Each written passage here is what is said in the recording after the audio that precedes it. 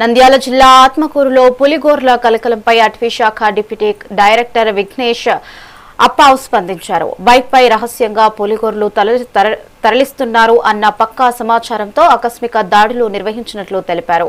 ఈ దాడిలో ఒక వ్యక్తిని అదుపులోకి తీసుకుని 6 పులిగోర్లను స్వాధీనం చేసుకున్నట్లు వెల్లడించారు. ప్రస్తుతం ఈ రాకెట్ పై తీవ్రస్థాయిలో విచారణ కొనసాగుతోంది అని అన్నారు.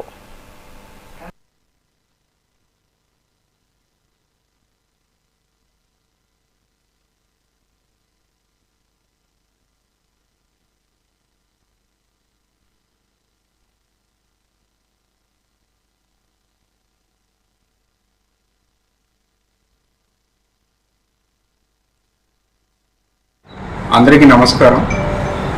మన ఆంధ్రప్రదేశ్ రాష్ట్రంలో ఉన్న నాగార్జునసాగర్ శ్రీశైలం టైగర్ రిజర్వ్లో మనకి చాలా అరుదైన చాలా జంతువులు ఉండడం జరుగుతుంది. దాంట్లో భాగంగా మనకి పెద్ద పులి, చిరుత పులిలు, కణుతులు, దుప్పులు, మణబోతు, అలాగే చాలా అరుదైన జంతువులు ఉండడం జరుగుతుంది.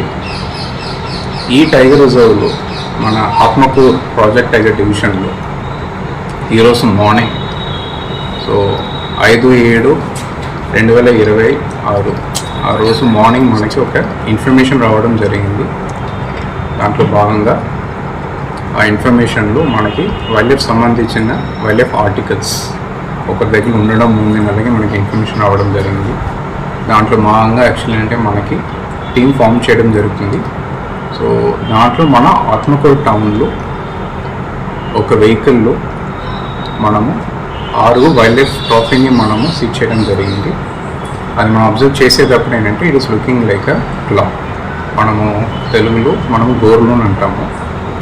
సో ఇప్పుడు ఆ గోర్ అన్నీ కూడా అంటే మన 6 గోర్లు మనం సీజ్ చేయడం జరిగింది.